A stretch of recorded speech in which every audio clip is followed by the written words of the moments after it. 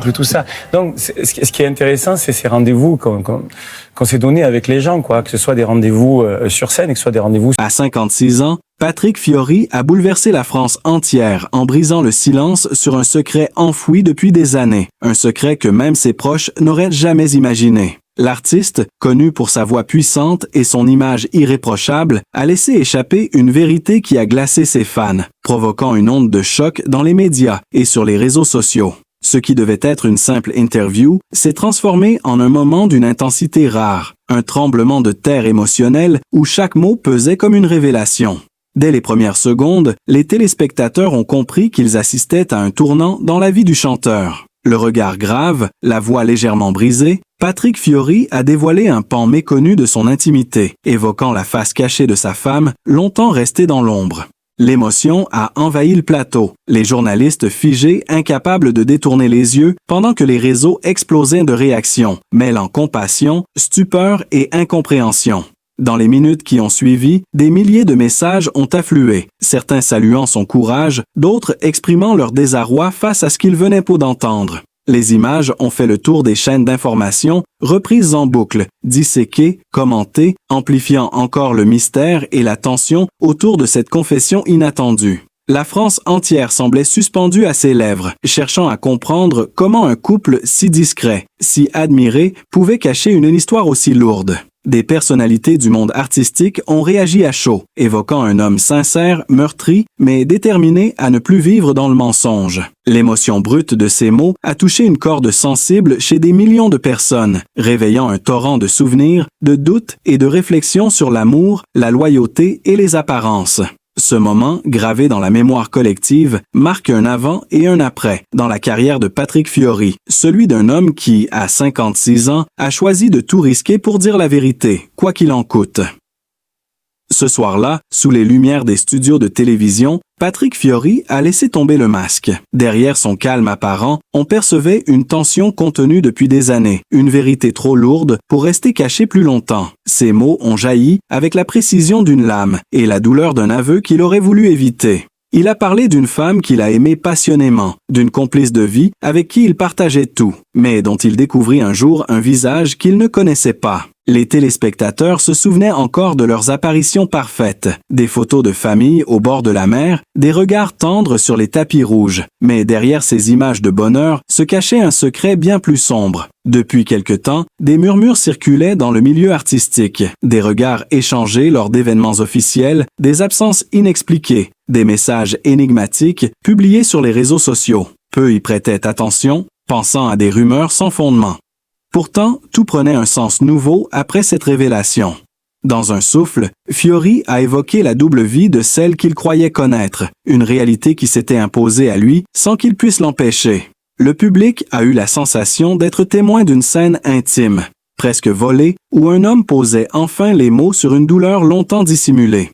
Les caméras captaient chaque mouvement, chaque battement de cils, tandis que les journalistes, abasourdis, prenaient conscience de l'ampleur de ce qu'ils entendaient. Dans les heures qui suivirent, la vidéo de son aveu devint virale, partagée des millions de fois. Les images de son visage bouleversé ont envahi les journaux télévisés et les unes des magazines. Les réseaux se sont enflammés, chacun y allant de son interprétation, de son jugement ou de son soutien. Des anciens collaborateurs, des amis proches ont commencé à parler, dévoilant des signes avant-coureurs que personne n'avait su lire à l'époque. On se souvient d'une cérémonie à Marseille où Patrick, visiblement nerveux, avait refusé les questions sur sa vie privée. On se rappelle aussi d'un concert annulé à la dernière minute, officiellement pour raison de santé, mais dont on comprend aujourd'hui qu'il cachait une crise personnelle majeure. Des journalistes d'investigation ont fouillé les archives, retrouvant des photos de voyage où sa femme apparaissait seule, souvent lointaine, avec un regard vide. Certains évoquent une relation compliquée, d'autres un passé enfoui. Les fans, eux, oscillent entre compassion et incompréhension, peinant à concilier l'image d'un couple modèle avec la vérité désormais mise à nu. Dans les coulisses de la musique française, on murmure que ce secret aurait influencé plusieurs de ses chansons, notamment celles où la douleur et la trahison transparaissent sous les métaphores de l'amour. En réécoutant ces textes, tout semble désormais criant de vérité. Ses proches racontent qu'il écrivait souvent tard dans la nuit, seul, la lumière tamisée, un verre de vin à la main, le regard perdu dans le vide. Il n'en parlait à personne, mais tout était déjà là, dans ses paroles, dans ses silences. Après son aveu public, les plateaux télévisés ont enchaîné les débats, les experts en psychologie de couple analysant ses mots, ses gestes, sa respiration. Certains y ont vu un cri du cœur, d'autres une libération nécessaire pour tourner une page douloureuse. Le public, fasciné, s'est plongé dans les moindres détails, disséquant chaque phrase, chaque intonation. Les images de sa femme, jusque-là rares, ont refait surface, comme une obsession collective. Ce n'était plus seulement une histoire de couple, mais un phénomène médiatique, une onde de choc qui traversait le pays tout entier. Et dans cette tempête d'émotions et de révélations, Patrick Fiori, lui, restait digne, sincère, portant sur ses épaules le poids d'une vérité qu'il ne voulait plus cacher, même si cela signifiait se mettre à nu devant la France entière. Au moment où le tumulte médiatique entourant sa confession semblait atteindre son paroxysme, les souvenirs de sa carrière refirent surface, rappelant à tous pourquoi Patrick Fiori était devenu l'une des voix les plus emblématiques de la scène française. Sa notoriété ne s'était pas construite sur des scandales ou des polémiques, mais sur une authenticité rare, une sensibilité qui touchait au cœur. Tout avait réellement commencé lorsqu'il avait prêté sa voix à un rôle qui allait marquer une génération entière, celui du capitaine Phébus dans la comédie musicale Notre-Dame de Paris. Ce spectacle, devenu un phénomène mondial, avait révélé au grand public un artiste à la fois puissant et fragile, capable de faire vibrer les foules tout en laissant transparaître une émotion brute.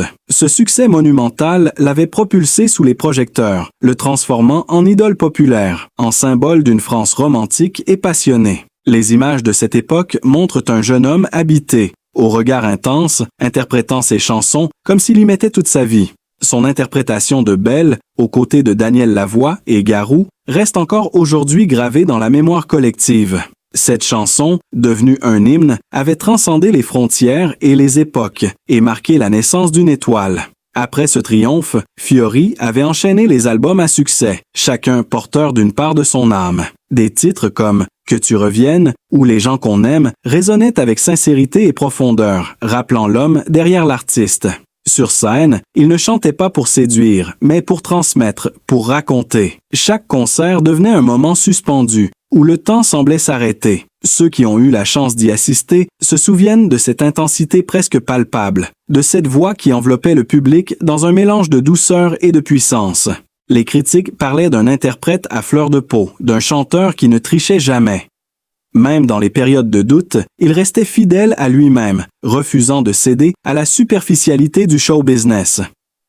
À travers ses textes, souvent coécrits avec des auteurs proches, il livrait des fragments de sa vie, des blessures transformées en poésie. Beaucoup de ses chansons prenaient désormais un nouveau sens à la lumière de ses révélations récentes, comme si tout avait été écrit bien avant que la vérité n'éclate. Le public redécouvrait dans ses paroles des indices qu'il n'avait jamais su interpréter. Les mots sur la perte, la trahison, la résilience semblaient désormais annoncer son combat intérieur.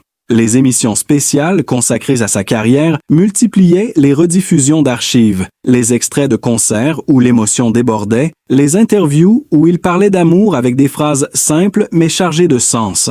Chaque image était décortiquée, chaque sourire analysé, comme si la France cherchait à comprendre quand tout avait commencé à se fissurer. Pourtant, malgré le tumulte, Patrick restait avant tout un artiste. Son lien avec la musique était viscéral, presque vital. Il disait souvent que chanter était sa manière de respirer, sa seule façon de se libérer de ses propres démons. Cette relation intime à son art se ressentait jusque dans les moindres détails de ses spectacles, dans la manière dont il construisait ses tournées, choisissant lui-même les musiciens, les arrangements, les lumières. Il n'y avait pas de hasard, tout était pensé pour raconter une histoire, pour faire ressentir ce qu'il ne pouvait dire autrement.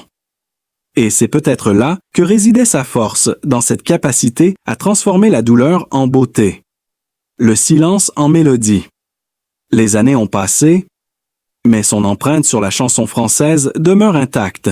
Il est devenu une référence, un modèle d'intégrité artistique, un pilier de la scène musicale. Les jeunes générations de chanteurs le citent souvent comme une inspiration, un exemple d'équilibre entre passion et humilité. Aujourd'hui encore, ses chansons résonnent dans les foyers, dans les voitures, dans les souvenirs de ceux qui ont grandi en les écoutant. Sa voix, reconnaissable entre mille, continue de traverser le temps comme un fil invisible reliant son histoire personnelle à celle de son public. Et tandis que la France découvre peu à peu les dessous de sa vie privée, elle n'oublie pas que c'est avant tout à travers la musique que Patrick Fiori s'est livré, qu'il a aimé, souffert et existé. Bien avant les lumières des plateaux de télévision et les ovations des salles combles, il y avait un garçon au regard profond qui grandissait dans une petite maison, perchée entre mer et montagne, là où le vent portait l'odeur du sel et des oliviers. Patrick Fiori venait au monde dans un environnement modeste, au cœur d'une famille d'origine corse, où les valeurs de travail et de solidarité comptaient de plus que tout. Les jours étaient nés parfois rudes, les fins de mois encore plus. Mais la musique servait déjà de refuge, un abri contre le vacarme du quotidien. Son père, artisan maçon, partait tôt le matin et rentrait tard, les mains abîmées par le ciment, mais avec un sourire fier lorsqu'il entendait son fils fredonner à table. Sa mère, douce et énergique, lui transmettait les mélodies traditionnelles de leur île, ces chants anciens qui parlaient d'amour, de guerre et de fidélité. C'est dans cette atmosphère simple et sincère que le jeune Patrick découvrit la puissance des mots et des sons. L'école n'était pas toujours facile pour lui. Les autres enfants, parfois moqueurs, ne comprenaient pas ce garçon réservé, qui rêvait de chanter plutôt que de jouer au ballon. Il se réfugiait dans les collines avoisinantes, là où personne ne pouvait l'entendre, pour crier ses émotions vers le ciel. Ces moments de solitude forgeaient peu à peu une force intérieure, une détermination silencieuse. À la maison, la télévision diffusait les grandes voix françaises, de Brel à Aznavour, et Patrick les écoutait avec une attention presque religieuse. Il imitait leurs gestes, répétait leurs paroles, apprenait à respirer comme eux, sans savoir qu'un jour son propre souffle ferait vibrer des foules entières. Sa première scène, il l'a connue dans une petite fête de quartier. Le micro crachotait, les projecteurs vacillaient, mais lorsqu'il chanta, un silence total envahit la salle. Ses voisins, habitués à le voir timide, découvrirent ce soir-là un autre visage, celui d'un enfant habité par une émotion qu'aucun mot ne pouvait expliquer. Le maire du village s'approcha de ses parents et leur dit qu'il fallait encourager ce don. Mais les moyens manquaient, et chaque leçon de chant représentait un sacrifice. Alors Patrick chantait partout où il le pouvait, dans les mariages, les baptêmes, les marchés. Il échangeait sa voix contre un repas ou un sourire, heureux simplement d'être écouté. Il ne cherchait pas la gloire, il cherchait à exister à travers la musique.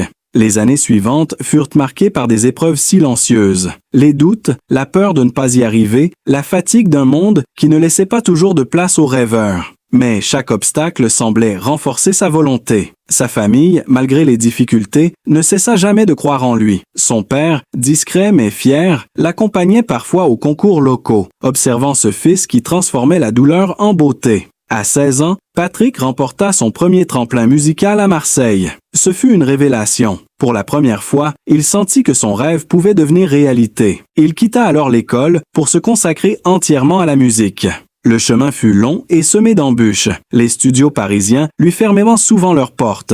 On lui disait que sa voix était trop classique, que son style appartenait à un autre temps. Mais il persista. Chaque refus devenait un moteur. Il chantait dans les cafés, sur les places publiques, parfois devant 3 personnes, parfois devant personne. Ses premiers enregistrements furent réalisés dans des conditions précaires, avec des bandes usées et des micros empruntés. Pourtant, dans chaque note, on percevait déjà l'émotion brute qui ferait sa force. Ces années d'apprentissage furent aussi celles des désillusions, mais elles façonnèrent l'homme qu'il allait devenir. Ce garçon, issu d'un foyer modeste, comprenait désormais que la musique n'était pas un refuge, mais une mission. Il portait en lui les rêves de toute une génération de jeunes qui croyaient encore à la beauté du talent pur. Et quand, plus tard, les lumières de la gloire viendraient éblouir son visage, il n'oublierait jamais ces matins d'hiver où il chantait seul dans les ruelles, la voix tremblante mais le cœur plein d'espoir. Avec les années, Patrick Fiori s'était construit une vie loin des excès du milieu artistique, une existence empreinte de discrétion et de pudeur. Malgré la célébrité, il n'avait jamais voulu quitter cette simplicité héritée de son enfance. Sa maison, nichée entre la mer et les collines, reflétait sa personnalité, chaleureuse mais sans ostentation. Les murs baignés de lumière, les meubles choisis avec soin, chaque détail respirait l'équilibre et la sérénité. Les voisins racontent souvent qu'ils l'aperçoivent marcher tôt le matin dans les rues silencieuses, un café à la main, saluant ceux qu'ils croisent d'un sourire discret. Dans ce décor paisible, sa vie de famille s'était longtemps déroulée à l'abri des regards, protégée par un silence qu'il voulait bienveillant. Loin du tumulte médiatique, Patrick trouvait son ancrage dans son rôle de père. Ses fils représentaient tout pour lui, une source d'énergie et d'apaisement. Ceux qui le connaissent savent combien il parle rarement d'eux, préférant les préserver du monde extérieur. Pourtant, chaque fois qu'il évoque la paternité, son visage s'illumine d'une fierté contenue. Il disait souvent que ses enfants étaient sa plus belle chanson, celle qu'il n'avait pas besoin d'enregistrer pour en mesurer la beauté. Le week-end, il aimait les emmener en balade le long du littoral, loin des projecteurs, là où le vent marin chassait les préoccupations du quotidien. Ensemble, ils partageaient ces moments suspendus où le père redevenait simplement un homme, un guide silencieux transmettant ses valeurs. Sa maison résonnait souvent des rires d'enfants, du bruit des instruments, des odeurs de cuisine corse que lui rappelait sa mère. C'est dans cet univers intime qu'il retrouvait l'équilibre que la scène lui ôtait parfois. Sa relation avec sa femme avait, elle aussi, été construite sur cette volonté de discrétion. Ensemble, ils formaient un couple uni, solide en apparence, mais traversé par des zones d'ombre que l'on ne soupçonnait pas. Leur rencontre remontait à plusieurs années, dans un contexte professionnel, et très vite, une complicité naturelle s'était installée entre eux. Elle partageait son goût pour l'art et la musique, mais préférait rester dans l'ombre, refusant toute exposition publique. Ceux qui les ont côtoyés parlent d'une relation faite d'admiration et de respect, mais aussi de silence. La maison familiale, située dans le sud de la France, devint leur refuge. Un lieu à la fois vivant et mélancolique, décoré de souvenirs de voyages, de photos d'enfance et d'instruments éparpillés. C'est là qu'il composait la plupart de ses chansons, souvent tard dans la nuit, tandis qu'elle lisait dans la pièce voisine. Les soirs d'été, on pouvait entendre sa voix résonner doucement dans le jardin, mêlée au chant des cigales. La lumière tamisée des bougies, les partitions éparses, les murmures du vent formaient un tableau d'une beauté simple et sincère. Pourtant, derrière cette harmonie, des fissures s'étaient peu à peu dessinées. Le rythme effréné des tournées, les absences de prolongées, les obligations professionnelles finissaient par peser. Les confidences se faisaient plus rares, les regards plus fuyants. Lui, toujours pris entre le désir de protéger les siens et celui de rester fidèle à son art, se trouvait déchiré entre deux mondes.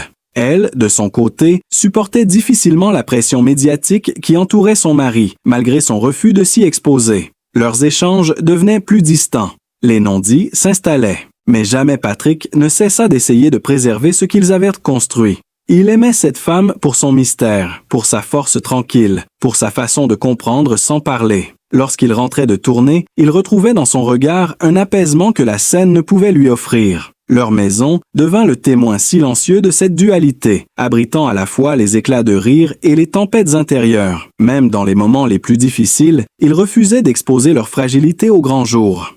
Pour lui, la vie privée devait rester sacrée, loin des rumeurs et des jugements. Cette retenue fit de lui une figure respectée dans le monde du spectacle. Un homme que l'on admirait autant pour son talent que pour son élégance morale. Dans l'intimité, il continuait de rêver à une vie simple, faite de musique, de nature et d'amour sincère. Et malgré les secrets, malgré les blessures, cette maison restait le centre de son univers, le lieu où se mêlaient la mémoire, la tendresse et les cicatrices invisibles d'une vie vécue intensément. Au fil du temps, Patrick Fiori avait appris à vivre entre deux mondes, celui de l'artiste adulé et celui de l'homme ordinaire, fragile, silencieux face à ses propres tourments. Le public le voyait toujours souriant, lumineux sur scène, mais à huis clos, il portait sur ses épaules le poids d'une dualité constante. Ses journées commençaient tôt, dans le calme d'un jardin bercé par la brise, là où il se ressourçait avant d'affronter l'effervescence du métier. Il aimait ce moment où le soleil perçait à peine les collines, où l'air encore frais réveillait les souvenirs de son enfance corse. Assis sur la terrasse, un carnet entre les mains, il laissait venir les mots, les phrases, les mélodies. Il écrivait souvent sur ce qu'il ne pouvait pas dire, sur ses émotions trop lourdes qu'il transformait en musique pour ne pas s'y noyer. Dans ces pages, il y avait ses doutes, ses regrets, mais aussi une immense gratitude pour tout ce que la vie lui avait offert malgré les épreuves. Sa maison, devenue un sanctuaire de création, abritait des heures de solitude et d'inspiration. Chaque pièce résonnait d'une énergie différente. Dans le salon, un piano noir trônait comme un cœur battant. Dans le bureau, les partitions s'empilaient, témoins d'années de travail acharné. Il y avait des photos de ses enfants, des dessins accrochés au mur, des souvenirs qui le ramenaient à l'essentiel. Le soir, quand la maison s'apaisait, il s'asseyait souvent devant le piano, jouant pour lui seul, laissant ses doigts suivre le fil de son âme. Parfois, une mélodie naissait d'un simple souffle, d'une pensée fugace, d'un souvenir enfoui. Ces instants d'intimité étaient ceux où il se sentait le plus libre, loin des attentes, des caméras et des jugements. Pourtant, derrière cette sérénité apparente, un sentiment de vide persistait. La distance émotionnelle entre lui et sa femme s'était installée comme une ombre permanente. Ils vivaient sous le même toit, mais dans des mondes parallèles.